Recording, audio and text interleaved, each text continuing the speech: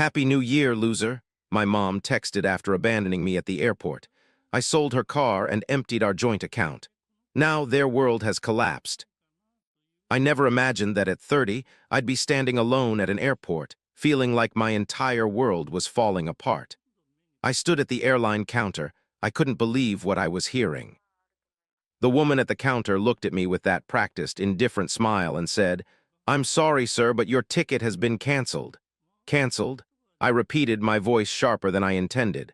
"That's not possible. My parents booked this trip for me. I'm supposed to leave today." I handed her my phone with the confirmation email, but she just shook her head. "Yes, I see the reservation here, but it was canceled on December 27th. You'll have to contact customer service if you want more details." I felt my stomach drop. I had no warning, no notice, nothing. 2 days ago? I asked, my voice shaking. What the hell happened 2 days ago? The only people who had control over my ticket were my parents. This trip, this New Year's surprise, was their idea. They had been talking about it for weeks, saying how I needed a break, how we could finally go on a family vacation. Europe was the destination, and I was supposed to be the recipient of the grand surprise. At first, I wasn't that excited. Another New Year's Eve in a new country didn't sound amazing to me, but after everything that had happened, I thought it could be a chance to finally connect with them. They had been hinting for a while that I should come, saying this was a gift for all the help I had given them over the years, from taking care of their bills to managing various personal issues they couldn't handle.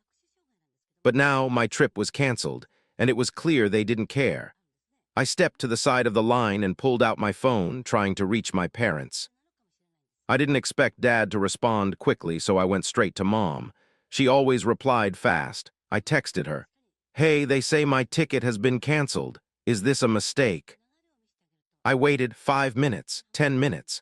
The line behind me grew and the noise in the airport started to get on my nerves. Finally, my phone buzzed. I opened the message, expecting some explanation or an apology. Instead, the message from Mom read, "Happy New Year, loser." For a second, I thought it was a mistake. Maybe she'd sent it to the wrong person. But the more I stared at it, the more I realized this wasn't a mistake. It wasn't even a joke. She was doing this on purpose.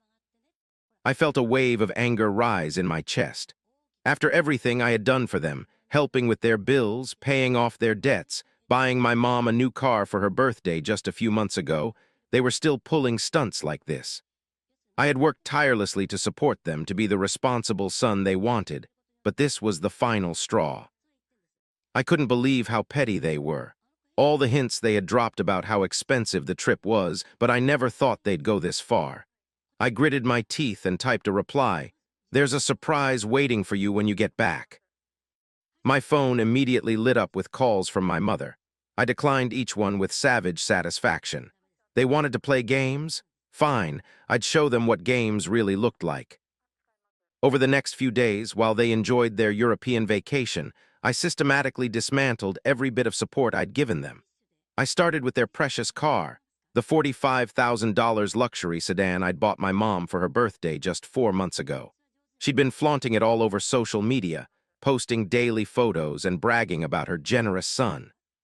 The title was still in my name, and I knew exactly who to call. My friend Marcus owned a used car dealership and had been eyeing the car since I bought it. One call to him and the deal was done. He offered cash, no questions asked, even sending a tow truck to pick it up that afternoon.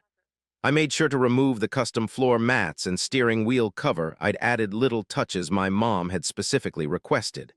Let her come back to an empty driveway. Next came the joint savings account, their favorite piggy bank.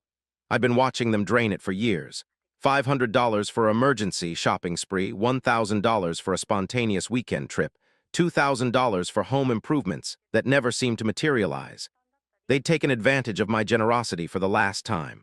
I walked into the bank first thing Monday morning and withdrew every cent, all $47,832.68 of it. The teller raised an eyebrow when I closed the account, but I just smiled and said I was consolidating my finances. But I wasn't done yet. I logged into all their subscription services, Netflix, Amazon Prime, Spotify, even their precious golf club membership, and canceled everything I'd been paying for. I'd set up autopay on my credit card for their utilities too, so I canceled those payments. Let them come home to a dark house with no internet. I even called their mortgage company and removed myself as a contact person. For years, I'd been the one they called when my parents missed a payment or were late with their property taxes. Not anymore. Let them handle their own financial messes. My only response to their frantic messages was a single text, "Happy New Year, losers." Then I blocked them. What I didn't expect was how quickly word would spread through the family. My aunt and uncle reached out on New Year's Eve, concerned because they'd heard I was sick and couldn't travel. When I told them the truth about being abandoned at the airport and my parents' cruel message, their reaction surprised me. They were furious on my behalf. "Wait, they did what?" my uncle had texted, followed by a stream of angry messages from my cousins. Apparently, my parents had spun quite a tale about my absence from the family vacation. Now everyone knew the truth and they weren't happy. When my parents returned, they brought reinforcements, my sister, uncle, aunt, and several cousins, probably thinking the family presence would force me to back down. They showed up at my apartment looking jet-lagged and nervous. "John, look, can we just talk?" My mother started, her voice sickly sweet. I let them all in, watching as they arranged themselves in my living room like a jury about to deliver a verdict. My mother tried to downplay everything. "We really didn't mean for this to happen. It was just, a little joke that went too far." "A joke?" I couldn't help but laugh. "Well, then you're going to love the jokes I played while you were gone." I told them everything about selling the car, emptying the joint account, and my final decision to stop helping with their mortgage. The room erupted into chaos. My parents screamed about ingratitude while my aunt, uncle, and cousins defended me. Even my tiny sister tried to play peacemaker, but nobody paid attention to her squeaky attempts at mediation. It was chaos. The argument went on for another 15 minutes until I finally had enough and told everyone to leave. My parents stormed out, but my aunt, uncle, and cousins stayed behind to calm me down. "Listen," my uncle said after the dust settled, "I have an idea. Why don't we go on vacation together? Somewhere warm, my treat." "Let's make this right," my cousin added. I hesitated for a second, but then my cousin grinned and said, "Come on, you deserve it. Let's get past this drama." And so I agreed to go to Hawaii. We made the arrangements quickly, and here's the kicker. We pulled the same trick on my parents. My uncle booked a trip for them, but arranged for their flight to leave from a city 5 hours away. When they called me 2 weeks later to complain about how everything went wrong, I just sent them one last message. "Have a nice trip home, losers." Then I blocked them. We ended up in Hawaii, and it was perfect until I got home. My car sat in the apartment parking lot, windows shattered, tires slashed, with "You shouldn't have moved our property" spray-painted across the side in bright red letters. My parents' final act of petty revenge, but they miscalculated. Badly. The aftermath was more severe than they could have imagined. I had installed security cameras around my apartment after their first few threatening messages, so I had crystal-clear footage of them vandalizing my car at 3 a.m. The video showed them in perfect detail. My father slashing the tires while my mother spray-painted her artistic message, both of them taking turns smashing the windows with baseball bats. I didn't just file a police report, I made sure the footage got into the right hands. Our local news station loved the story. "Prominent local couple arrested for vandalizing son's car after family dispute." The security footage played on the evening news, and soon everyone in our small town had seen my respectable, church-going parents destroying property like common criminals. They were arrested at their country club during Sunday brunch, my mother in her tennis whites, my father in his golf attire. The officers didn't even let them change clothes before taking them to the station. Their precious social circle watched the whole thing, phones recording every moment. The charges were serious: felony vandalism, criminal mischief, and because they'd crossed state lines to commit the crime, they lived in the next state over. Federal charges were considered. Their lawyer fees alone wiped out what little savings they had left. The criminal charges forced them to hire expensive lawyers, draining what little savings they had left. Their high-priced attorney cost $500 an hour, and the case dragged on for months. Without my financial support, the bills started piling up. Their mortgage payments fell behind, credit card companies started calling, and their precious country club membership was revoked due to unpaid dues. Within 6 months, they had to put their house on the market, the same house they'd bragged about at every family gathering, with its designer kitchen and newly renovated master bath that I'd helped pay for. They ended up in a small ranch house on the other side of town, the side they used to mock as unsuitable for our kind of people. The irony wasn't lost on anyone when they had to sell my mother's prized antique collection to cover their legal fees. Each piece she'd lovingly collected over the years, items she'd refused to let anyone touch, now sold off at fraction of their value in a rushed estate sale. Their financial fall from grace was complete when my father had to come out of retirement to work as a security guard at the same mall where he used to shop for designer suits. My mother, who'd never worked a day in her life, started selling MLM products on Facebook, desperately trying to maintain the appearance of their former lifestyle. The family completely fractured. Most relatives sided with me, especially after the vandalism incident. My sister eventually apologized for trying to play both sides, admitting our parents had always been toxic, but she'd been too afraid to stand up to them. We're slowly rebuilding our relationship now. My parents tried to reconcile about a year later, sending a tearful letter about how they'd learned their lesson and missed their son. I returned it unopened.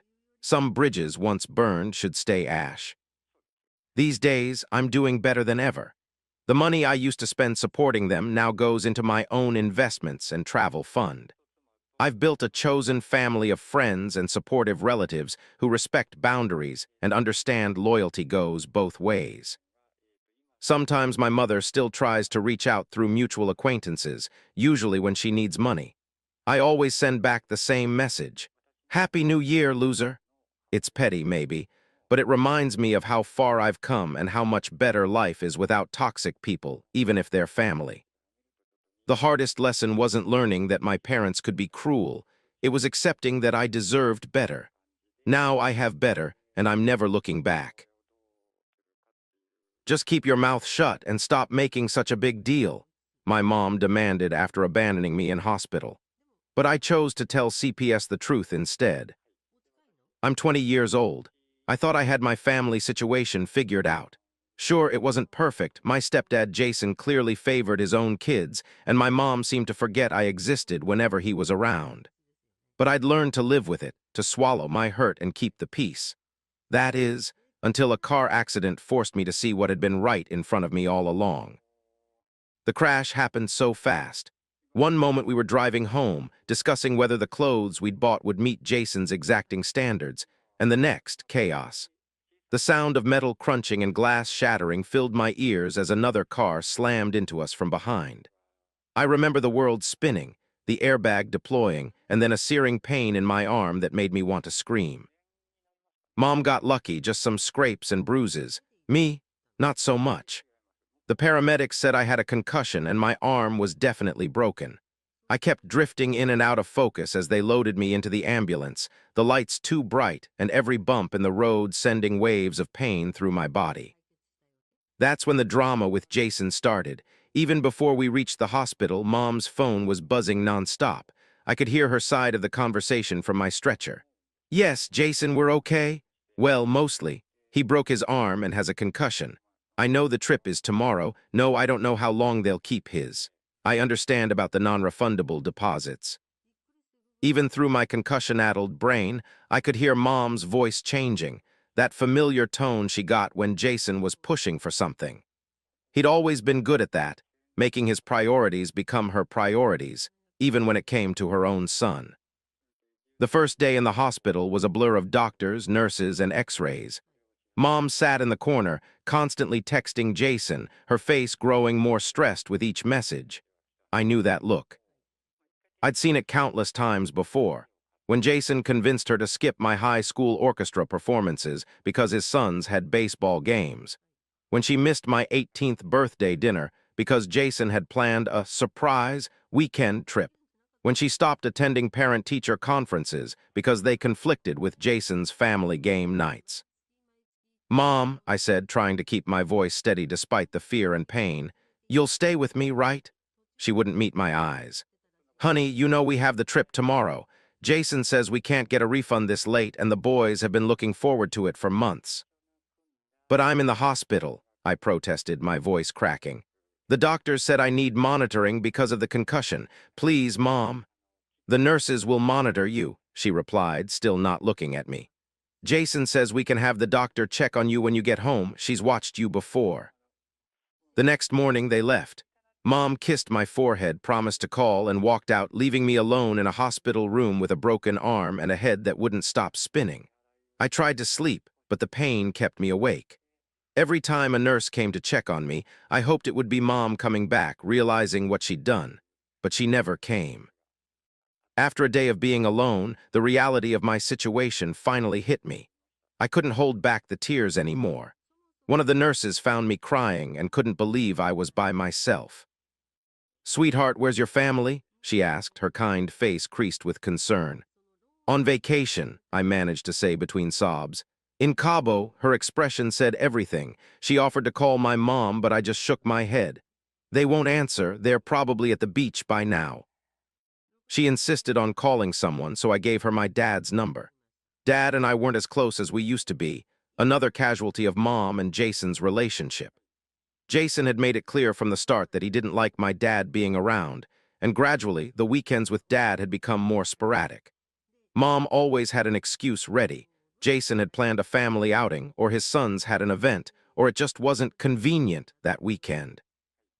I could hear my dad's voice on the other end as the nurse explained the situation. His tone changed immediately when she mentioned the accident. "What do you mean, broken arm and concussion? Your mom told me it was just a fender bender." There was a pause. "He's alone. Where's his mother?" The nurse handed me the phone, and Dad's voice was tight with barely controlled anger. "Why didn't you call me sooner?" "Mom said she told you it wasn't serious," I explained, tears welling up again. "And Jason said they couldn't waste the vacation money, and Mom agreed, and I didn't know what to do." There was a long silence, broken only by what sounded like Dad taking deep breaths to calm himself. "I'm coming," he finally said. "I'll be there in 2 hours. Don't worry about anything else, okay? Dad's coming." True to his word, Dad arrived in record time. When he walked into my room, the dam broke and I started sobbing again. He hugged me carefully, mindful of my arm, and I could feel him trembling with suppressed rage. "I'm so sorry," he whispered. "I should have checked on you myself. I should have known better than to trust what your mother said. This isn't the first time she's chosen Jason over you, is it?" I shook my head, unable to speak. Dad spent the next hour talking with my doctors, getting copies of all my medical records and taking pictures of my injuries. I recognized his lawyer mode kicking in, the same focus he got when preparing for a big case. Over the next 2 days, Dad didn't leave my side. He took leave from work, slept in the uncomfortable hospital chair, and made sure I was never alone. When I was finally discharged, he insisted I come home with him instead of going back to Jason's house. "I'm not leaving you with a babysitter when you're injured," he said firmly. "You're coming home, your real home." Once I was settled at Dad's place, the messages started flooding in. Mom claimed she had missed Dad's calls because she was having so much fun with Jason and his sons. Jason was furious that I'd tattled to my dad, sending angry texts about how I was ruining their vacation. "All you had to do was keep quiet," Jason wrote. "Real selfish of you to make such a big deal out of this. Your mother is upset now, and it's your fault." Dad saw the messages and his jaw tightened. He tried calling Mom again, and this time she answered. I could hear him from the other room. "Are you out of your mind? You abandoned our injured son in the hospital to go on vacation with your husband's kids. Do you have any idea how serious this is?" Mom must have tried to defend herself because Dad's voice got even angrier. "No, you listen to me. This isn't just bad parenting anymore. This is neglect. Leaving an injured minor alone in the hospital to go on vacation. That's the kind of thing that makes judges very unhappy. And believe me, a judge will be hearing about this." When he came back into my room, his face was red with anger, but his voice was gentle. "I'm going to fix this. I should have stepped in sooner, but I was trying to keep the peace, trying not to make waves. That stops now. No more letting your mother and Jason treat you like an afterthought. For the first time since the accident, I felt truly safe. Dad might not have been perfect, but he was here, and he was fighting for me. That was more than I could say for Mom and Jason, who were probably still on their beach in Cabo, annoyed that their vacation had been ruined by my inconvenient injuries. Looking back now, I realized the car accident didn't just break my arm. It broke the illusion that my mom would ever choose me over Jason and his perfect family image. But it also showed me that sometimes the parent who truly loves you isn't the one you've been trying so hard to please. It's the one who drops everything to be by your side when you need them most. Update 1. A lot of you asked about my family after my first post, and honestly, it's complicated. You know how they say you don't really know someone until you see them at their worst?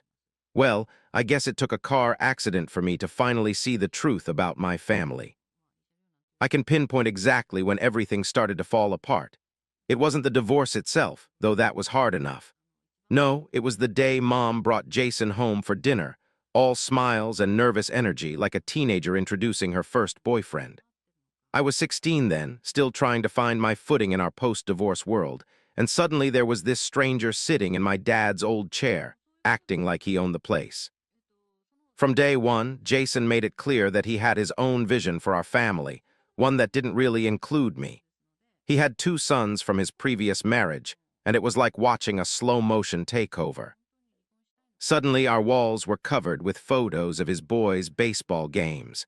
Our weekends revolved around their activities. Even our family dinner conversations shifted to revolve around them. But the worst part? Watching my mom change. The woman who used to check my homework every night, who never missed a school event, who knew all my friends by name, she just faded away. Replaced by someone who seemed desperate to please Jason, who would cancel our plans the moment he suggested something else, who started viewing me through his eyes instead of her own. Maybe if you tried harder to fit in, she'd say whenever I expressed frustration. Jason just wants what's best for all of us, that's a joke.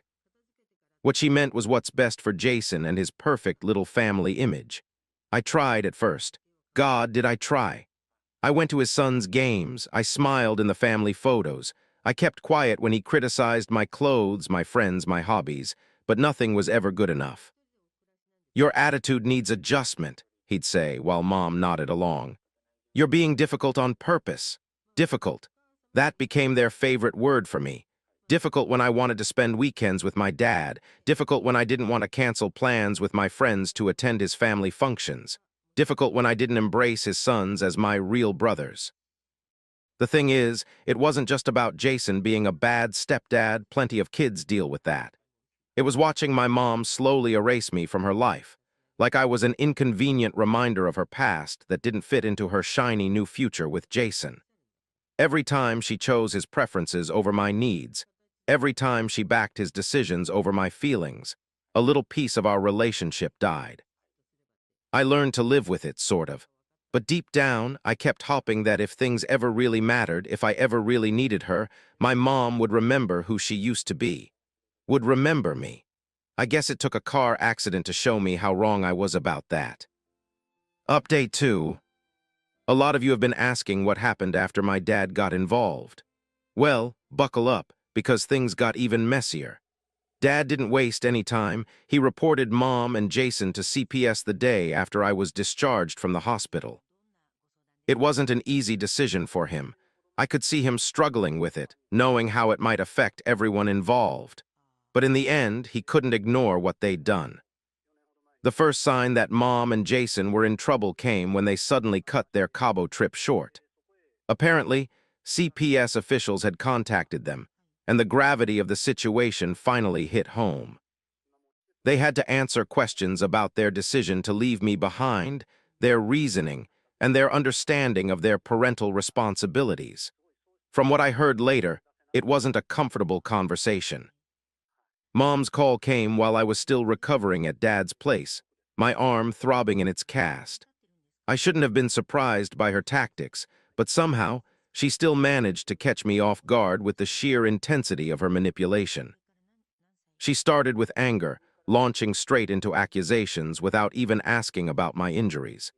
The blame was immediate and heavy. How could I let Dad involve CPS? Did I understand the trouble I was causing?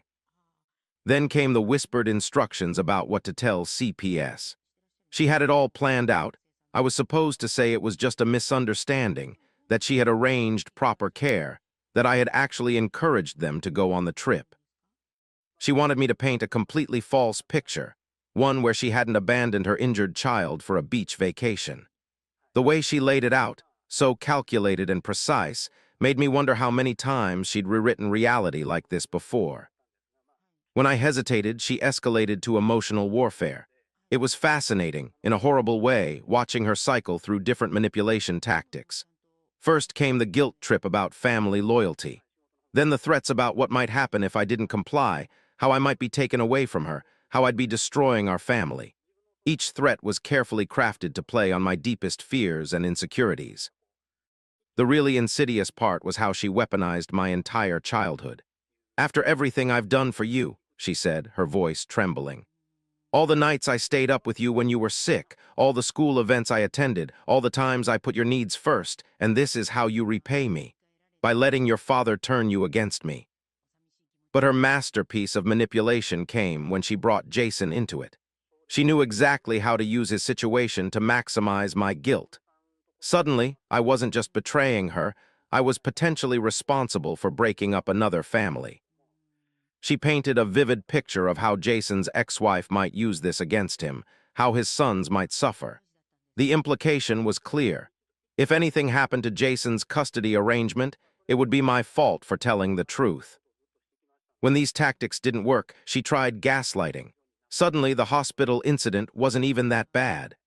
She minimized everything, my injuries, my fear, my loneliness. According to her revised version, I was just being dramatic, like always. The manipulation continued over the next few days through calls and texts. She would switch between angry accusations and tearful pleas, sometimes in the same message. One moment she was threatening that I'd regret my decisions. The next she was reminiscing about my childhood and begging me to remember how much she loved me. Jason joined in too, though his approach was more overtly threatening. His messages focused on the family dynamic and how my actions would have long-term consequences. He was less concerned with emotional manipulation and more focused on intimidation, making vague but menacing statements about how I would regret causing trouble. What struck me most was how neither of them ever acknowledged my actual experience. Not once did Mom ask about my pain, my fear, my feelings. Her entire focus was on damage control, protecting herself, protecting Jason, protecting their perfect family image. My well-being was, as always, an afterthought. But their tactics didn't work this time. When I spoke to CPS, I told them everything.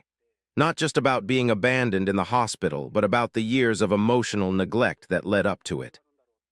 I described how I'd been gradually pushed aside after Jason entered our lives, how my needs were consistently deprioritized in favor of his sons, how I'd been made to feel like an unwelcome guest in my own home. The aftermath was swift and serious. CPS issued Mom a formal warning and mandated parenting classes and counseling. They made it clear that any further incidents of neglect would have severe consequences. Jason received his own warning, though his primary concern seemed to be how this might affect his custody arrangement with his ex-wife, ironically proving that Mom's manipulation about his custody situation had been yet another calculated lie.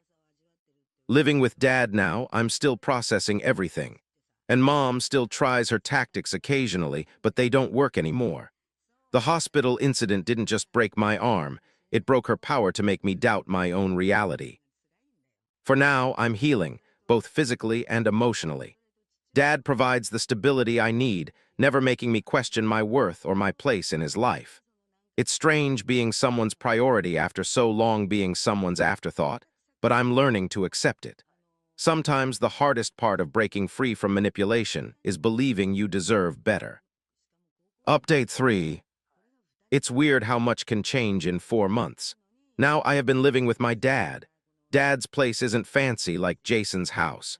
It's a modest 3-bedroom apartment, and my room is smaller than my old one. But it feels more like home than anywhere I've lived in the past 3 years. Maybe because Dad actually cares about what I think and feel, not just how things look on the surface. Last month was my birthday, and for the first time in forever, I got to celebrate how I wanted. No awkward family dinner where Jason's sons got better presents than me. Just pizza, movies, and friends sprawled across Dad's living room floor. Dad even attempted to bake a cake. It was lopsided and the frosting was a mess, but it was made with love. That means more than all of Jason's expensive, professionally made cakes ever did. Mom's been texting more lately. Long paragraphs about how sorry she is, how much she misses me, how things can be different. Sometimes it makes my heart ache. I miss her too, not the person she became with Jason, but the mom she used to be. But then I remember lying alone in that hospital bed, my arm throbbing, wondering if I mattered to her at all. I remember all the times she chose Jason's preferences over my needs. I remember her trying to manipulate me into lying to CPS. The guilt fades pretty quickly after that. I've told her I'm not ready to come back, and I'm working on not feeling bad about that. My therapist says it's okay to love someone but still need distance from them. She says it's okay to prioritize my own healing. I'm trying to believe that. Jason predictably hasn't apologized. He sent one text saying I was tearing the family apart with my attitude, but otherwise radio silence. Honestly, I'm okay with that. The hospital incident showed me exactly where I stood with him, somewhere below his vacation plans and his perfect family image. I don't need that kind of conditional acceptance in my life anymore. I'm learning that family isn't about who makes the most demands or who can afford the fanciest vacations. It's about who shows up when you need them, who makes you feel safe, who loves you even when you're not fitting into their perfect picture. Dad's not perfect. Sometimes he burns dinner and he still hasn't figured out how to properly separate laundry. But he's here. He's present. He sees me as a person, not an inconvenience or an accessory to his ideal family life. And right now, that's exactly what I need. It was unfair that you got the house, my dad said after selling my inheritance house for spoiled brother. I pressed charges. Now he's in prison for fraud. I'm 31, and I never thought I'd be writing about how my own family betrayed me. It started with a laugh, at least. That's what I thought it was. I was visiting my parents for our usual Sunday dinner when my father casually mentioned, between bites of pot roast, that the money from the sale of the house I inherited from my grandmother would go toward paying for my brother's vacation. I nearly choked on my food, thinking he was making one of his dry jokes. My father had always had an odd sense of humor, often making deadpan statements that left people wondering if he was serious. "Good one, Dad," I said, forcing a chuckle while shooting a glance at my mother, who was suddenly very interested in her plate. My brother Tyler just kept scrolling on his phone, completely detached from the conversation as usual. But something felt off. There was a tension in the air that didn't match the supposedly light-hearted moment. I noticed my father wouldn't meet my eyes, and my mother's hands were shaking slightly as she cut her meat. Still, I pushed the thought aside. After all, it was impossible. The house was mine, left to me specifically in my grandmother's will. A week later, my world turned upside down when my lawyer called. He was confused about some paperwork that had crossed his desk regarding the sale of my grandmother's house. My stomach dropped as he explained that not only had the house been sold, but the sale had been completed weeks ago. I sat there in my office, phone pressed to my ear, feeling like I'd been punched in the gut. I couldn't focus on work after that call. My mind kept racing back to all the times I'd visited the house over the past few months, checking on it, making plans for renovations, dreaming about the life I'd build there. It was the only place that had ever felt like a true home to me. My grandmother had raised me there while my parents were consumed with Tyler's every need and want. I decided to drive by the house. I needed to see it with my own eyes to prove to myself that this nightmare wasn't real. But as I pulled up to the familiar driveway, my heart stopped. There were cars I didn't recognize parked outside, new ones, expensive ones. Strange patio furniture sat on the front porch where my grandmother's beloved rocking chair used to be. With trembling hands, I walked up to the front door and rang the doorbell. Each second felt like an eternity as I waited, hopping against hope that this was all some terrible mistake.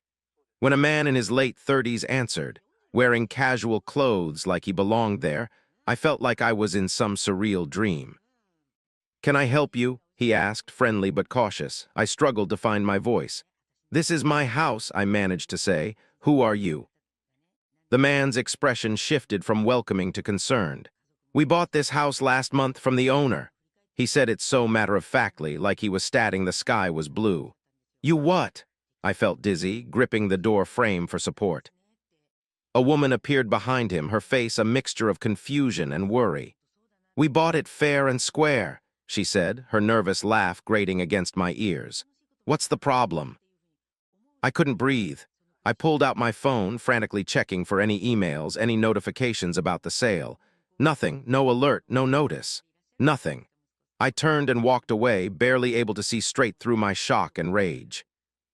I drove straight to my parents' house, my knuckles white on the steering wheel. The same house they'd lived in for 30 years, where Tyler still lived rent-free at 24.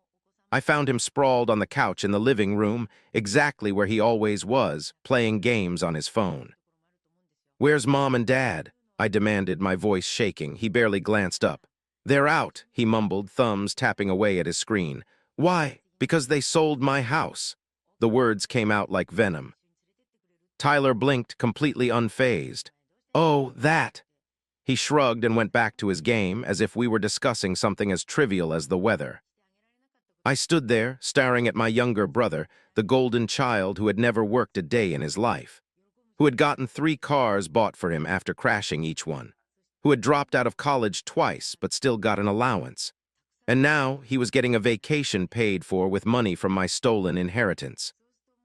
I waited in that house for hours, packing the floors I'd grown up on, my anger building with each passing minute. When I finally heard the garage door open, I was ready. My parents walked in carrying shopping bags, more things for Tyler, no doubt, and froze when they saw me. "What the hell did you do?" I asked, my voice eerily calm despite the rage boiling inside me. My father set down his bags slowly, exchanging a look with my mother. She hurried off to the kitchen, leaving him to face me alone.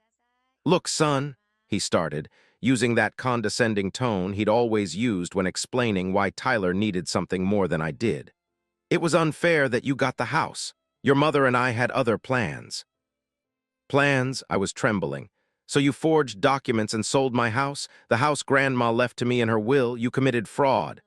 "Don't be so dramatic," he said, waving his hand dismissively. "Tyler needed a vacation. He's been stressed, and he needs a car. He's the one with potential." "Potential?" I laughed, but it was a hollow sound.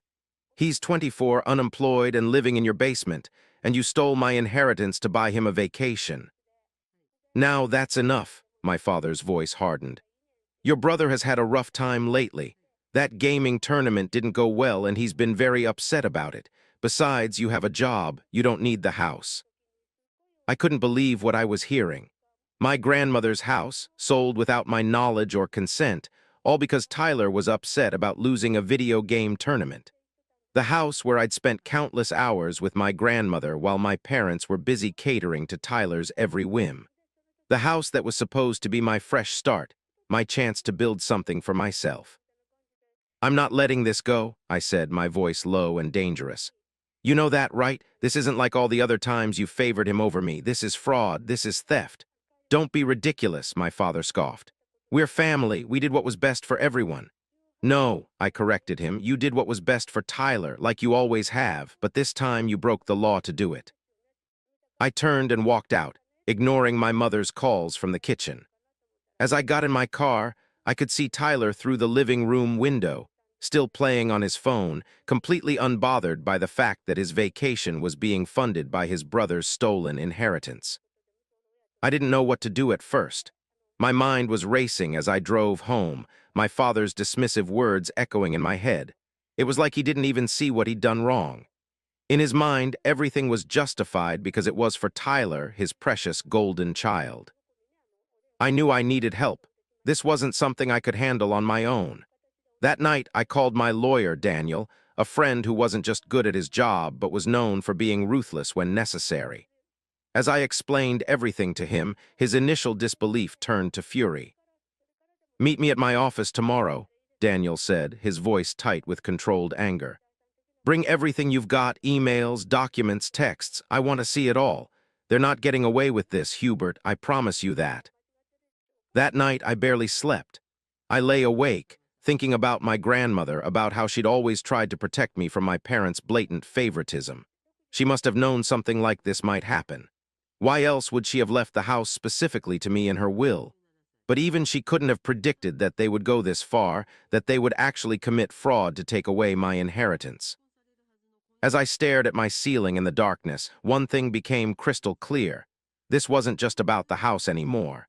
This was about years of manipulation, favoritism, and abuse. And for once in my life, I wasn't going to let them get away with it. Update 1. The next day, I walked into Daniel's modern office building, my arms full of documents. I had spent half the night gathering everything I could find, emails from Grandma spanning years, talking about how the house would be my future, the original will with her clear instructions, and even text messages where she specifically referred to the house as my legacy. I had photos of the house, maintenance records I'd kept, and utility bills in my name. Daniel, with his characteristic efficiency, spread everything across his large desk and began sorting through it methodically. I watched as his expression shifted from professional interest to barely contained anger. After about 20 minutes of review, he looked up at me, his eyes sharp. "Your dad's an idiot," Daniel said bluntly, tapping his fingers on a particular document. "He didn't just commit fraud, he left a paper trail a mile wide." I leaned forward in my chair. "What do you mean?" "Check this out," Daniel said, turning his monitor toward me. On the screen was a scanned document, the sale agreement for my grandmother's house. He zoomed in on the signature line. "Look familiar." I studied what was supposed to be my signature. It was close, but something was off about it. The loops were too perfect, too deliberate, like someone trying too hard to copy my handwriting.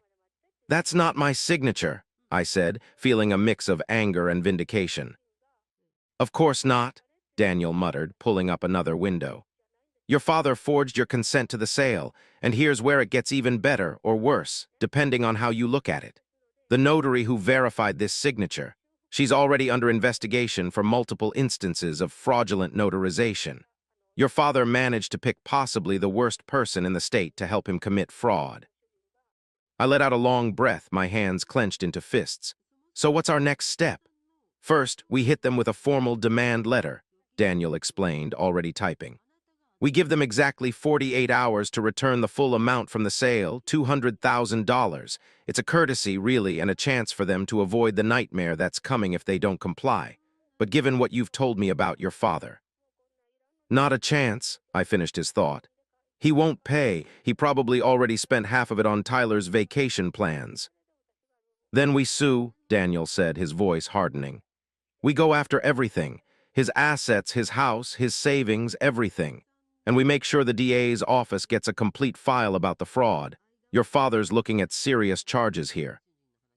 Daniel spent the next hour outlining our strategy, explaining how we'd approach both the civil and criminal aspects of the case. By the time I left his office, I felt more confident than I had in days. A week later, the formal demand letter was delivered to my parents' house by courier. I knew the exact moment my father received it because my phone started buzzing with calls from both my parents. I ignored them all. The next morning, my father left a voicemail that made my blood boil. "Son, we need to talk about this. You're making a big mistake. Family doesn't do this to family. Call me back." I didn't call back, but I did text him. "You can meet me at coffee at 2 p.m. That's your chance to make this right." When I arrived at the coffee shop, my father was already there along with my mother. They'd brought Tyler too, which didn't surprise me. They always used him as emotional leverage. "Hubert," my father began, his voice carrying that familiar patronizing tone. "This is ridiculous. You're being completely unreasonable. We're family." I remained silent, watching him squirm. My mother kept wringing her hands while Tyler slouched in his chair, somehow managing to look both bored and annoyed. "Listen to me," my father continued, leaning forward. This isn't how we handle things in this family. You don't take your family to court. You don't try to ruin your father's life over money. Think about what this will do to your mother, to Tyler. I could feel the rage building inside me, but I kept my voice steady. This isn't about money anymore. You didn't just take money from me. You stole my inheritance. You forged my signature. That's fraud, Dad. You're looking at jail time. My father's face paled slightly, but he quickly recovered. Don't be dramatic. No judge is going to send me to jail over a family matter. Besides, think about your future. Who's going to hire a lawyer who sued his own father? I'm not a lawyer, Dad, I reminded him. Remember, I'm disappointed in those who went into business instead of law school like Tyler, who, by the way, dropped out after one semester. Tyler finally looked up from his phone. Hey, don't drag me into this. It's not my fault you're jealous. My mother reached across the table, trying to take my hand. I pulled away. Sweetheart, please. Your father made a mistake, but he was just trying to help the family. Tyler really needs this vacation and... Stop, I cut her off. Just stop. This isn't about Tyler's vacation anymore. This is about decades of you two favoring him, giving him everything while I got nothing, but stealing my inheritance, forging my signature, that crosses a line. My father's demeanor suddenly changed. His voice became softer, almost pleading. Listen, son, I know you're upset. Maybe we can work something out. I'll give you some of the money, not all of it, but something. Say $50,000, that's fair, right? I almost laughed at the audacity. You can't negotiate your way out of fraud, Dad. You can't just offer me a fraction of what you stole and expect it all to go away. The house was worth $200,000, and that's just the beginning. Wait until the DA sees the forged documents. You wouldn't, my father's voice hardened again. You wouldn't send your own father to jail.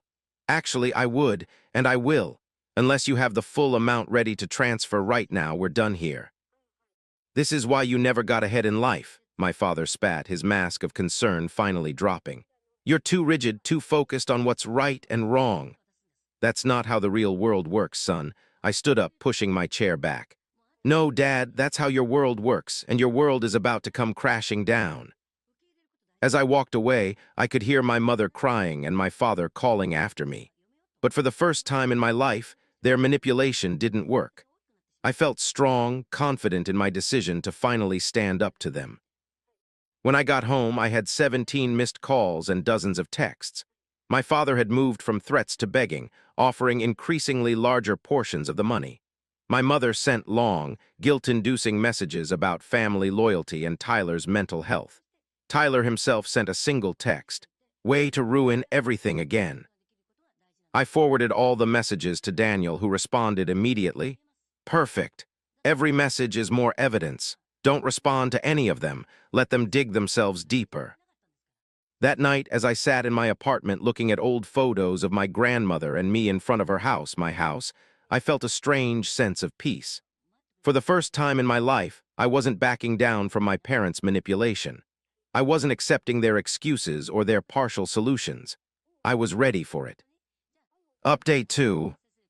The legal proceedings moved faster than I expected. Within days of filing the lawsuit, my father's assets were frozen, a precautionary measure Daniel had pushed for, arguing successfully that Dad might try to hide or transfer the money. The evidence against him was overwhelming. Daniel had built an airtight case, presenting not just the forged documents, but also a pattern of suspicious financial activity. The notary, facing her own legal troubles, had quickly turned on my father, providing a detailed statement about how he had convinced her to verify the false signature. Your father made a critical mistake, Daniel explained to me during one of our preparation meetings. He assumed that because this was family business, normal laws didn't apply. He left a paper trail a mile wide, emails discussing the sale, bank transfers, everything. He didn't even try to cover his tracks. The preliminary hearings were tense. My father hired an expensive defense attorney, probably using what was left of my stolen inheritance to pay for it. Their defense strategy was pathetic. They tried to argue that there had been a misunderstanding about the ownership of the house, that my father had believed he had the right to sell it because he was the executor of my grandmother's estate. But the will was crystal clear. The house was mine, left to me specifically with no conditions or qualifications. When my father's lawyer tried to suggest that the will was ambiguous, the judge actually laughed. "Counsel," she said, "I've been reading wills for 30 years. This is one of the clearest I've ever seen. The house was left to Hubert, period." The criminal trial was another matter entirely. The district attorney's office, armed with the evidence we'd gathered, pursued fraud charges aggressively. My father's face turned ashen when they announced the charges, multiple counts of fraud, forgery, and theft. Tyler tried to help their case by testifying that he'd heard my grandmother say she wanted the whole family to benefit from the house. But under cross-examination, he crumbled. The prosecutor got him to admit that he knew about the forgery beforehand, that he'd watched our father practice my signature, that he'd been promised a vacation with the proceeds of the sale. My mother sat in the courtroom every day, alternating between crying quietly and shooting me reproachful looks. She'd sent me dozens of messages begging me to drop the charges, telling me I was destroying the family. I hadn't responded to any of them. The jury took less than 3 hours to reach their verdict, guilty on all counts.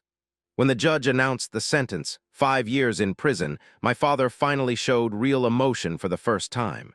He broke down, begging the judge for leniency, saying he had a family to support. The civil case was resolved quickly after that. The sale of the house was voided, and the current owners who had bought it in good faith were compensated for my father's frozen assets. They were understanding about the situation, thankfully, and agreed to move out within 30 days. But the victory came with costs I hadn't anticipated.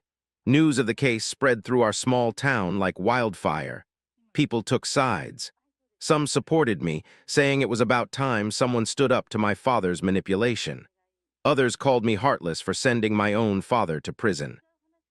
Tyler, suddenly cut off from the family money, had to find a job for the first time in his life. Last I heard, he was working at a local gas station and living in a cheap apartment. He blamed me, of course, sending occasional angry texts about how I'd ruined his life. My mother tried a different approach. She started showing up at my workplace, crying, telling my colleagues what a terrible son I was. I had to get a restraining order to make her stop. That was one of the hardest things I've ever done, legally barring my own mother from contacting me.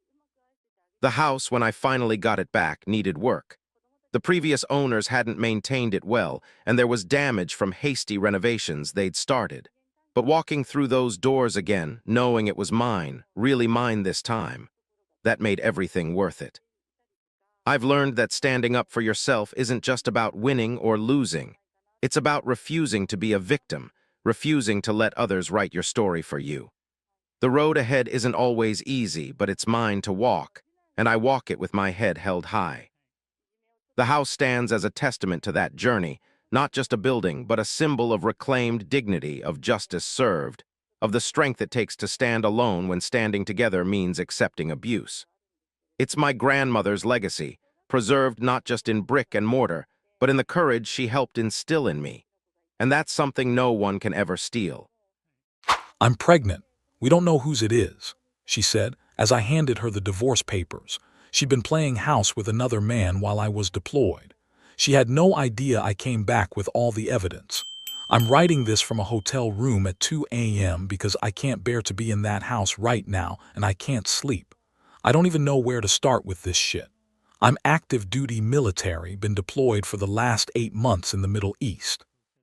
My deployment was supposed to end next week, but we wrapped up early and I got clearance to fly home yesterday as a surprise for my wife Nicole. We've been married for 3 years, together for 5. I thought we had a solid relationship.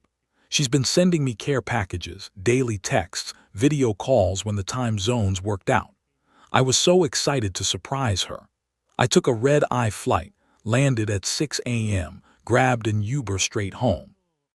I was planning to sneak in, maybe make breakfast, wake her up with coffee in bed, the whole romantic homecoming thing. I even stopped and bought flowers at the airport. I used my key to get in the front door and immediately something felt off. There were men's shoes by the door that weren't mine. Size 11 Nikes, still pretty new. I thought maybe her brother was visiting or something, but it was weird she hadn't mentioned it. Her brother lives 3 states away, and we usually know weeks in advance when family visits. Then I noticed there were beer bottles on the coffee table, 2 different glasses. My stomach started churning, but I tried to rationalize it. I walked toward the kitchen, and that's when I saw him. This guy, maybe 30s, athletic build, standing in my kitchen wearing nothing but boxer briefs.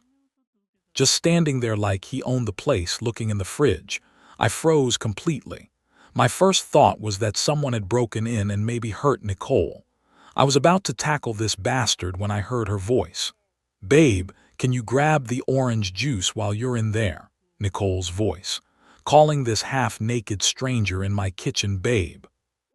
The guy, I found out later his name is Bruce, looked up and saw me standing there in full uniform with my duffel bag and flowers. His face went white. Nicole walked around the corner wearing one of my old military t-shirts and panties, saw me, and literally screamed. For about 10 seconds, nobody moved. I just stood there, flowers still in hand, like a complete idiot trying to process what I was seeing. My wife in my house with some random guy who was clearly comfortable enough to walk around in his underwear. The implications hit me like a freight train. "Desmond, oh my God, what are you doing here?" she stammered, like I was the one who didn't belong. The question hit me like a slap. What was I doing here, in my own freaking house? I couldn't speak. I just stared at her, then at Bruce, then back at her. Bruce started backing toward what I assume was the bedroom to get his clothes. That's when it really sank in, this bastard had been sleeping in my bed. "Who the hell is this?" I finally managed to get out. Nicole started crying immediately. "Des, I can explain, it's not what it looks like." "Really? Because it looks like there's a half-naked man in my kitchen and my wife just called him babe." The crying looked so fake now. I'd seen Nicole cry before, real tears when her grandmother died when she was stressed about work. This was different. This was performance crying. Bruce came back out wearing jeans and a t-shirt, clearly trying to make a quick exit. "Look, man, I should go," he said to me. His voice was calm, almost apologetic, but there was something underneath it. Not guilt, more like annoyance at being caught. "Yeah, you should," I replied. That's when Nicole stepped between us. "Bruce, don't leave. Des, you need to calm down and let me explain." The audacity, the sheer audacity of telling me to calm down while defending this guy. "Explain what, Nicole? Explain why your boyfriend is comfortable enough to walk around my house in his underwear. Explain why you're wearing my shirt while calling another man babe. He's not my boyfriend." She snapped, which was rich considering what I just witnessed. "Then what is he?" She looked at Bruce, then back at me like she was trying to coordinate their story in real time. It's complicated." "It's really not complicated," I said. "Get out, both of you, now." Nicole started going off about how this is her house too and she has rights. Bruce was trying to play peacemaker, saying they should talk this out like adults. The way he said adults pissed me off more than anything else. Like I was some child throwing a tantrum instead of a man whose wife was sleeping with another guy. I lost it and told Bruce if he didn't get out of my house in the next 30 seconds, I was going to remove him myself. My military training was kicking in and I could feel myself shifting into combat mode. Bruce must have seen something in my face because he started moving toward the door. "This is insane, Des," Nicole said. "You can't just throw us out. Watch me." They both left then, but not before Nicole screamed that she would be back and we needed to discuss this like mature adults. I watched them drive away together in Bruce's car. After they left, I couldn't stay in that house. Every room felt contaminated. I could see them everywhere, him in my kitchen, her in my t-shirt, both of them in my bed. The couch where we used to watch movies together. The dining table where she'd spread out care package supplies while video calling me. It was all poisoned now. I grabbed some clothes, got in my car, and drove to the nearest hotel. I've been sitting in this hotel room for 18 hours trying to process this. I know I could go back to the house, it's mine after all, but I can't. Not yet. 8 months. I was gone for 8 months and she moved another man into our house. I called my buddy Mike who lives nearby and he confirmed what I suspected. Nicole's been seen around town with this guy for months. "We thought you knew," he said. We thought maybe you guys had worked something out. What do you mean worked something out? Like, an arrangement. Military marriages are tough, man. Some couples do open relationships during deployments. The thought made me sick. Did people in our town really think I was okay with this? How long, Mike? At least 4 months that I know of. Maybe longer. I'm sorry, bro. I thought you knew. 4 months minimum. While I was dodging IEDs and getting shot at, she was playing house with Bruce. While I was sleeping in a tent in 120-degree heat, they were comfortable in my bed with the AC I pay for. Reddit, I feel like such an idiot.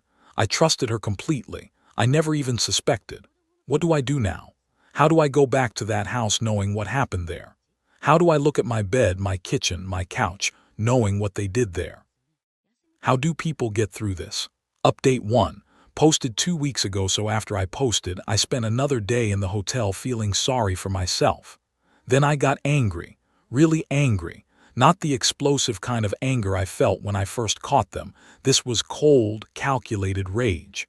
The kind that makes you plan instead of react. I called a divorce lawyer first thing Monday morning. Found one who specializes in military divorces and has experience with adultery cases. Cost me $500 just for the consultation, but it was worth every penny. The lawyer, Janet, laid it out straight. North Carolina is a fault state. Adultery is grounds for divorce, and the fact that I have evidence gives me a huge advantage. She told me to start documenting everything, change passwords, secure my finances, and file first. We'll also immediately request temporary orders, exclusive use of the home, asset protection, freezing joint accounts. Whoever acts first controls the situation, she said. Meanwhile, Nicole had been blowing up my phone. Hundreds of texts, dozens of calls. At first it was apologies and let me explain. Then it turned into anger when I didn't respond. Then back to begging. The classic manipulation cycle. Tuesday afternoon she showed up at the hotel. I have no idea how she found me, but there she was in the lobby, crying and carrying on about how sorry she was. She was wearing the dress I bought her for our anniversary last year. Very calculated choice. I agreed to talk to her in the hotel restaurant because I figured it was public and safe. Big mistake. She started with the waterworks. Des, I'm so sorry. I never meant for you to find out like this. Not sorry she did it, sorry I found out. Already a red flag. I asked her how long it had been going on. She claimed it started recently and that she was lonely and made a mistake. I pressed her for details and the story kept changing. First it was a few weeks, then a month, then maybe 2 months. Mike says it's been at least 4 months. Her face went white. Mike doesn't know what he's talking about. So you're saying my friend is lying? I'm saying people see what they want to see. I told her about the toiletries in our bathroom, the clothes, the way Bruce was comfortable walking around naked in my house. That wasn't a recent thing. That was domestic comfort built over time. Fine, she said. You want the truth? I've been unhappy for a long time. You're never here. You chose the military over me. Bruce makes me feel alive again. There it was, the real Nicole. So this is my fault. I didn't say that. You just said I chose the military over you. I'm serving my country, Nicole. This is my job. This is how I support us. And what about what I need? What about my needs? Your needs don't include sleeping with other men in my house. She flinched at that. Don't be crude. Crude. You want to talk about crude? I was sleeping in a tent getting shot at while you were sleeping with another man in my bed. That's crude. I told her I was filing for divorce and she needed to get her shit out of the house. That's when she got nasty. She started talking about how she was entitled to half of everything, how she sacrificed her career for my military service, how I abandoned her. The victim complex was stunning. What career, Nicole? You work part-time at a bank. I never asked you to sacrifice anything. I could have done more if I wasn't always worried about moving for your deployments. We've lived in the same house for 3 years. We've never moved. That's not the point. What is the point? The point is that you left me alone for 8 months with no support. You had support. You had my income, my benefits, video calls, care packages I sent you. What you didn't have was permission to move another man into my house. Then she dropped the bomb that changed everything. I'm pregnant. I felt the blood drain from my face. The restaurant seemed to spin around me. How far along? 2 months. I'd been deployed for 8 months. What was she even trying to play here? Is it Bruce's? I asked. She started crying again. We don't know whose it is. I've been gone for 8 months, Nicole. Unless you're lying about how pregnant you are, we both know whose it is. I left her sitting in that restaurant and drove straight to Janet's office. We filed the papers that afternoon. Adultery, alienation of affection, the works. I also changed the locks on the house and secured our joint accounts. Nicole tried calling me that night, but I didn't answer. She left a voicemail saying she was going to fight me for everything and that I would regret throwing away our marriage over one mistake. I spent the next few days moving back into the house and documenting everything Bruce had left behind. Clothes in my closet, toiletries in my bathroom, his coffee in my kitchen. His deodorant was still in the medicine cabinet. His razor was in the shower. I found a notebook in the kitchen with grocery lists in Nicole's handwriting. Things like Bruce's protein powder, that beer he likes, steaks for Friday. The level of disrespect was staggering. They'd been living like a married couple in my house, sleeping in my bed, using my utilities, eating my food, all while I was serving overseas. My command has been supportive. They've seen this before and they're giving me time to handle the legal stuff. My brothers in arms have been checking on me constantly. It helps knowing I'm not alone. The hardest part is dealing with the betrayal. I keep replaying our conversations from deployment. Were there signs I missed? Was she lying to my face those whole 8 months? When she sent me that last care package 2 weeks ago, was Bruce there helping her pack it? Janet says we have a strong case. Nicole's going to have a hard time explaining away the adultery and the pregnancy timeline. North Carolina doesn't look kindly on cheating spouses, especially military spouses who pull this shit.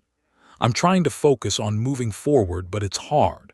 I feel like everything I believed about my life was a lie. Edit. Someone asked about base housing. We live off base in a house we bought together, which complicates things. But Janet says since she abandoned the marriage through adultery, I have grounds to claim exclusive use of the home. Update 2. Posted 1 week ago, this situation has gone completely off the rails. Nicole is showing her true colors and it's ugly as hell. So after my last update, things were quiet for a few days. I was starting to settle back into the house, trying to figure out my new normal. I'd packed up all of Nicole's stuff and put it in the garage.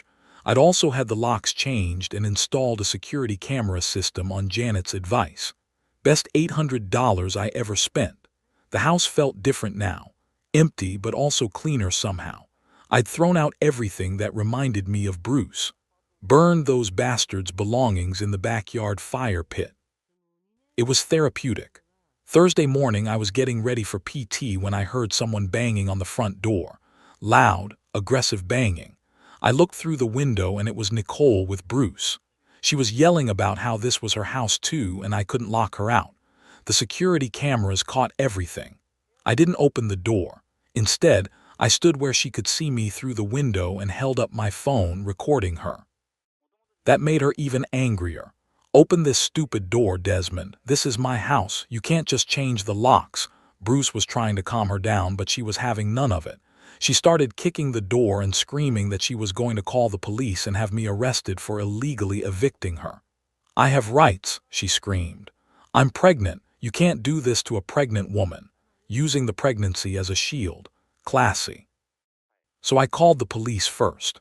When the cops showed up, Nicole immediately went into victim mode. Tears, telling them how I'd locked her out of her own home, how she just wanted to get her things. She was good at it too. I could see the officers were initially sympathetic. But then I showed them the divorce papers, the adultery filing, and the security footage of her banging on my door and threatening me. I also explained that she'd abandoned the home to live with her affair partner. The officers pulled Nicole aside and explained that since she'd voluntarily left the home and I'd filed for divorce citing adultery, she couldn't just force her way back in. She needed to work through the courts if she wanted access. That's when Nicole really lost it. She started screaming that I was a controlling abuser, that I'd always been possessive and jealous, that she was afraid of me. Complete freaking lies. He threatened me. He threatened Bruce. He's violent. One of the officers looked at me skeptically. Sir, have you made any threats toward your wife or her companion? I told them to leave my house when I caught them together. That's it. Nicole started hyperventilating. He said he'd remove Bruce himself. That's a threat. Ma'am, the officer said patiently, if someone is in your home without permission and you ask them to leave, that's not a threat. That's your right as a homeowner. Bruce tried to step in and one of the officers told him to back off. Sir, you need to understand your position here. You're the affair partner in an active divorce proceeding. I'd recommend you stay out of this. That shut Bruce up real quick. Nicole then claimed she needed medical records from the house because of her pregnancy. The officers agreed to escort her in to get essential items only, with me present to make sure she didn't take anything that wasn't clearly hers. Watching her walk through our house with Bruce waiting outside was surreal. She moved through the rooms like she was saying goodbye, touching things, looking around with this entitled expression like I was the one who didn't belong. She grabbed some clothes, toiletries, and a few personal items, but I caught her trying to take jewelry I'd bought her and some expensive electronics we'd purchased together. Those stay here until the divorce is finalized, I told her. She gave me a look of pure hatred. You're going to regret this, Des. I'm going to take everything from you. The house, your military benefits, your pension, all of it. Good luck with that, I replied. One of the officers overheard this exchange. Ma'am, I need to advise you that making threats during a divorce proceeding isn't in your best interest. After they left, I called Janet and filled her in. She wasn't surprised. Desperate people do desperate things, she said. This actually helps our case. Her behavior shows she's unstable and vindictive. But Nicole wasn't done. Over the weekend, I started getting calls from family members. Apparently, she'd been calling my parents, my sister, even my grandmother, telling them her version of events. She painted herself as the victim of an abusive, controlling husband who'd locked her out of her home while she was pregnant. My mom called me crying, asking if it was true that I'd thrown Nicole out on the street. I had to explain the whole situation again, the adultery, the pregnancy that wasn't mine, finding Bruce in my kitchen. Mom was horrified when she understood what really happened. Oh honey, I'm so sorry. Nicole made it sound like you just snapped for no reason. Mom apologized for doubting me and said she'd set the record straight with the family. But the damage was done. Some family members are taking Nicole's side, believing her sob story. My cousin posted on Facebook about how there are two sides to every story and how abandoning a pregnant woman is never okay. I wanted to comment with the truth, but Janet advised against engaging on social media. Let them think what they want, she said. In court, we have evidence. Their opinions don't matter. The manipulation is textbook. Nicole is using her pregnancy as a shield, playing the victim, turning people against me. She's trying to isolate me from my support system while positioning herself as the wronged party. What really gets me is how calculated this is. She's not acting like someone who made a mistake and feels guilty. She's acting like someone who got caught and is now trying to minimize the consequences. Janet filed a motion for exclusive use of the marital home. We should hear back this week. She's confident given the adultery and the fact that Nicole voluntarily left to live with Bruce. I'm trying to stay focused on moving forward, but this emotional warfare is exhausting. Every day brings new drama, new lies, new manipulation. I just want this to be over so I can start rebuilding my life. The hardest part is accepting that the woman I married never really existed. The Nicole who sent me care packages and told me she loved me was just a mask. The real Nicole is vindictive, manipulative, and cruel. But I'm not backing down. I served my country and I'll fight for what's mine. Edit. Several people have asked about my chain of commands response. They've been incredibly supportive. They're giving me all the time I need to handle this legally. Final update. Posted 3 days ago. Reddit. The main legal battle is over. I'm finally free to move forward. While the official divorce will take additional time due to legal requirements, I have everything I need. My house, financial protection, and most importantly, peace of mind. So the court hearing was last Friday. Janet absolutely crushed it in protecting my interests. Nicole tried every trick in the book. She claimed I was abusive and controlling. She said the pregnancy could still be mine. DNA test proved otherwise. She demanded spousal support because she sacrificed her career for my military service. Her lawyer even tried to argue that Bruce was just a friend who was helping her through a difficult time. The judge wasn't buying any of it. When Janet presented our evidence, Nicole's whole case fell apart. The best moment was when Nicole's lawyer tried to claim she was the victim of an abusive military husband who came home and flew into a violent rage. Janet calmly presented the security footage of Nicole banging on my door, threatening me, and demanding entry to a house she'd abandoned to live with her affair partner. The court granted me exclusive use of the marital home, protected my full military pension and benefits, and Nicole received no spousal support. The portion of shared assets she did receive was significantly less than what she had demanded. The judge made it clear that her betrayal and abandonment of the marriage had cost her most of her financial rights. Nicole's face when the judgment was read was something I'll never forget. Pure shock and rage. She'd convinced herself she was going to take me for everything.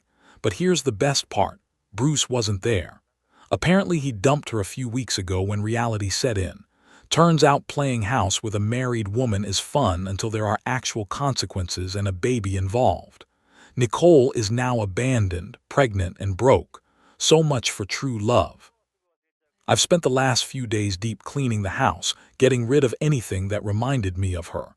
I'm repainting the bedroom, buying new furniture, making the space mine again. It feels good to reclaim my life.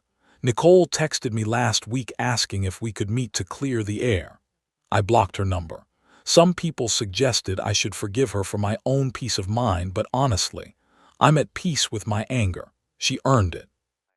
The last I heard, she's working double shifts at the bank trying to save money for the baby. Her parents aren't happy about the situation, and she's basically on her own.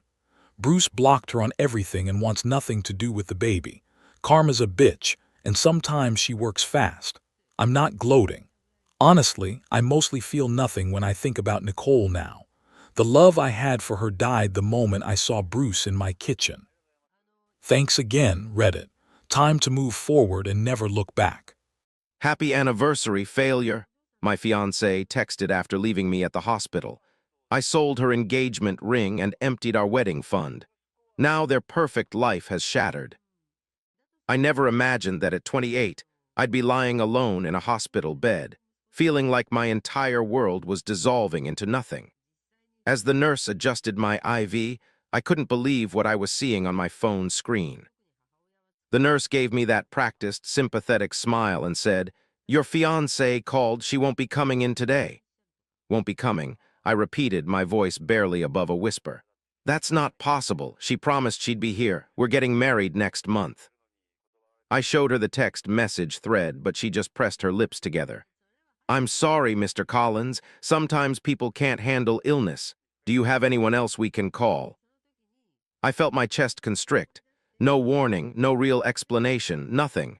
"She's known about my diagnosis for 3 weeks," I said, my voice cracking with each word.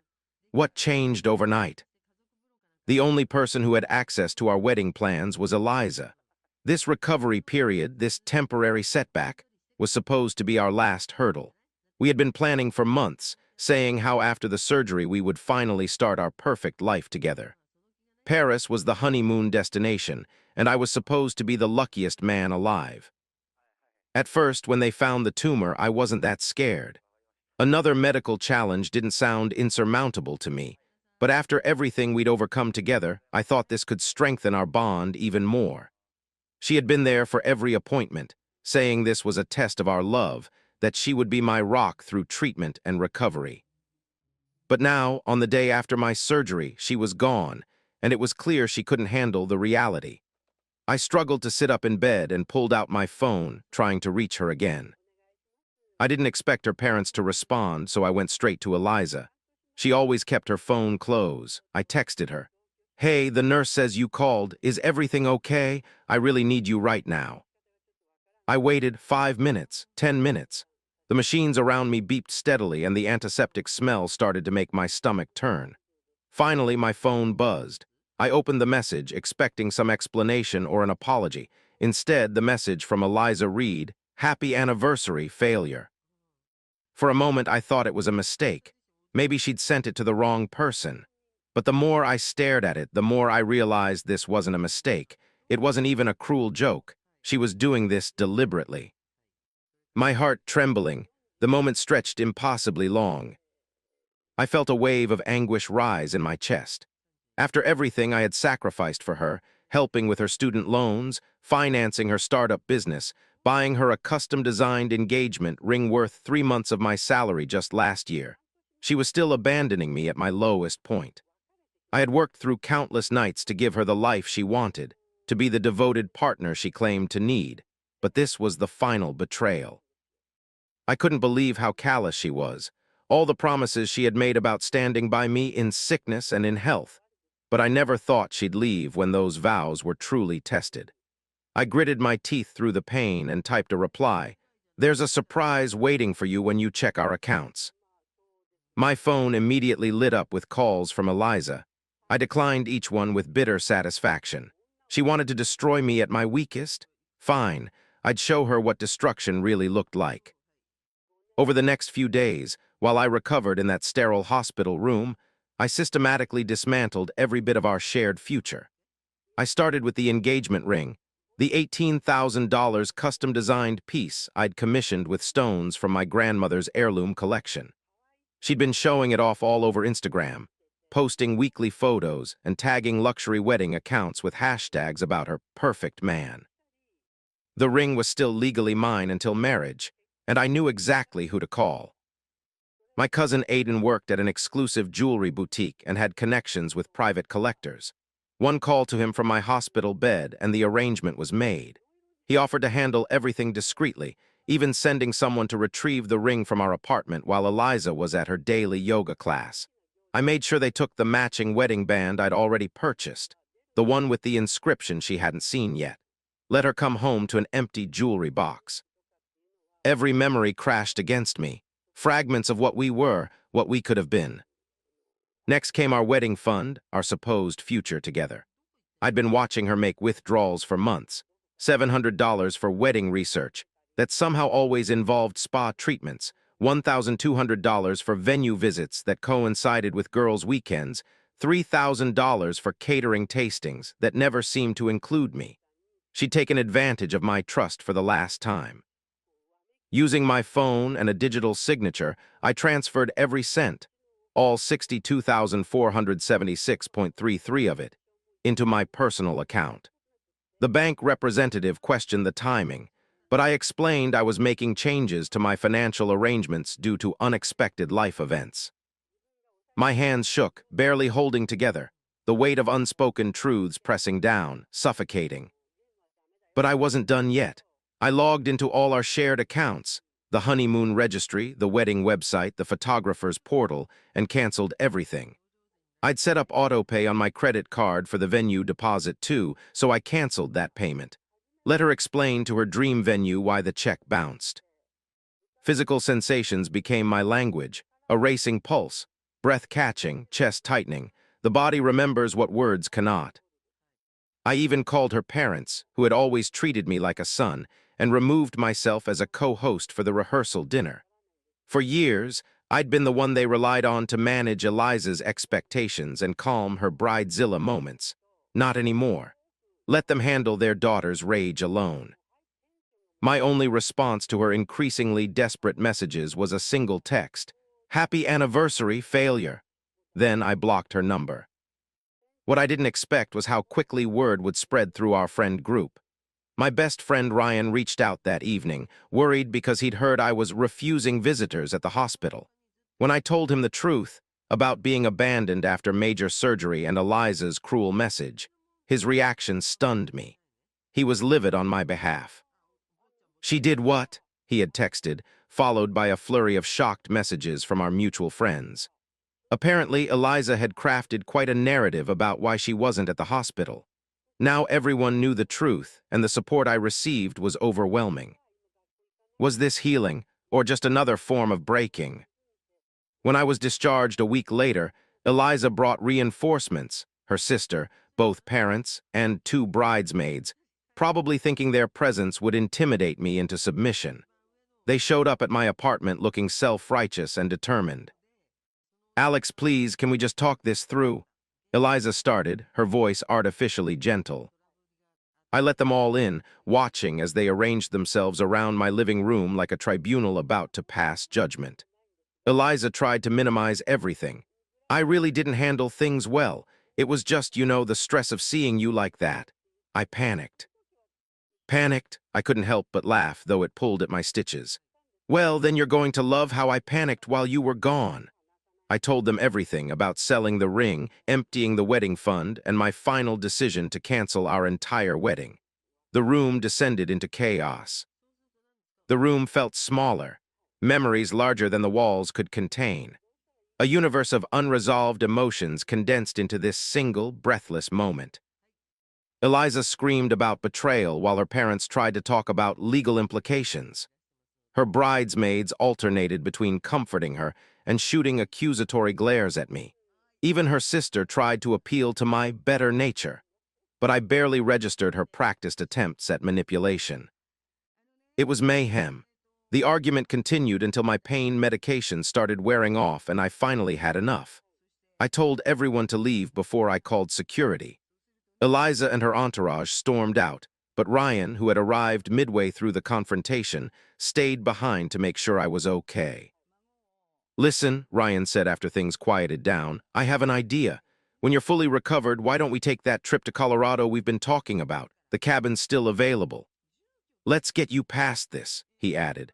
I hesitated, thinking about the recovery ahead, but then Ryan smiled and said, "Come on, man, you deserve something good after all this." And so I agreed to the mountain retreat. We made arrangements for once I was cleared to travel, and here's the ironic part. We used my half of the honeymoon fund that I'd earmarked for Paris. When Eliza called a month later, sobbing about how she'd made a terrible mistake and wanted to reconcile, I sent a single photo, me standing on a mountain peak with the caption, "Found my better view. Goodbye, failure." Then I blocked her new number. What was left after love dissolved? Just these raw, electric fragments of feeling. We eventually made it to Colorado, and the solitude was exactly what I needed until I returned. My apartment had been broken into, my clothes slashed to ribbons, with "You shouldn't have taken my future" written in lipstick across my bedroom mirror. Eliza's final act of desperate revenge, but she miscalculated, terribly. The aftermath crushed her in ways she never anticipated. I had installed a security system after receiving several concerning emails from her, so I had high-definition footage of her entering my apartment with her spare key at 2 a.m. The video captured everything. Eliza methodically destroying my clothes with scissors, her sister keeping watch at the door, both of them taking selfies with their handiwork before writing their lipstick message. I didn't just file a police report, I made sure the evidence reached the right channels. Her startup's investors received anonymous tips about their newest entrepreneur's criminal behavior. Rising tech star arrested for breaking and entering after failed relationship. The security footage was submitted to the police, and soon her professional network witnessed the collapse of her carefully cultivated image. She was served with papers during an important investor meeting, the officers interrupting her pitch to hand her the restraining order and criminal complaint. Her potential investors watched silently as she fell apart, her professional demeanor crumbling as she was escorted from the building. The charges weren't minor. Breaking and entering, vandalism, destruction of property, and violation of medical privacy.